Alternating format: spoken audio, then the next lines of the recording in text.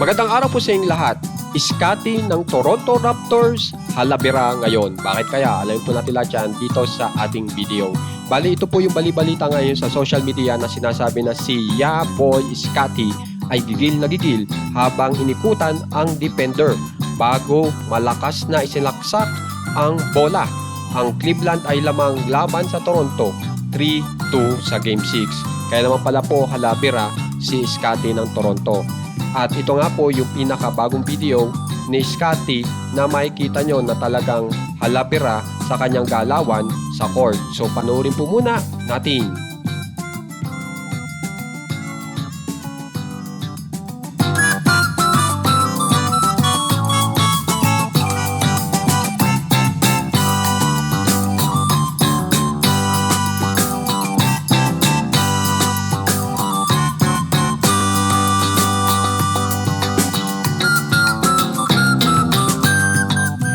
At ngayon naman po, tingnan po natin yung team stats ng dalawang koponan.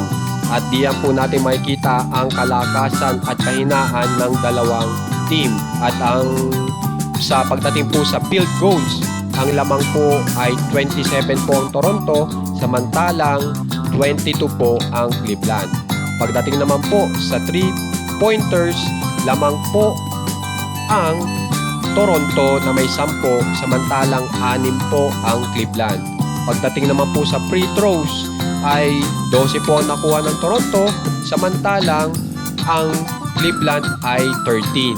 Pagdating naman po sa total rebounds, ang nakakuha po niyan ng malaki ay ang Cleveland na 29, 21 naman po ang Toronto. Pagdating po sa assist, lamang na naman po ang Toronto na may 18, samantalang 14 lang po ang Cleveland. Pagdating po sa blocks, halos dikit po. Toronto 3, Cleveland 2. Pagdating po sa steals, dyan po lumamang po talaga ang Toronto kung saan ay nakasyampo. Tapos, 4 lang po ang Cleveland. Pagdating po sa turnovers, talagang napakalaki po ngayon yung sa Cleveland. Kaya pala po talagang naapektuhan po sila. Ito po, 12 po ang Cleveland, samantalang 8 ang Toronto. Pagdating po sa points of turnovers, dyan po nakaisa ang Toronto, 18, samantalang 7 po ang nagawa ng Cleveland.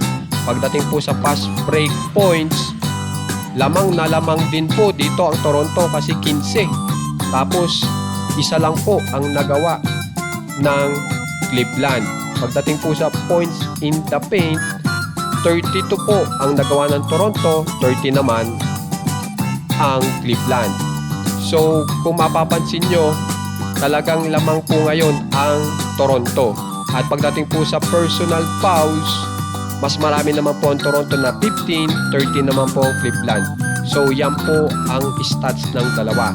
At kaya naman po, ito po ang naging scores kung saan ay ang Toronto po ay 76, tapos 63 naman po ang Cleveland.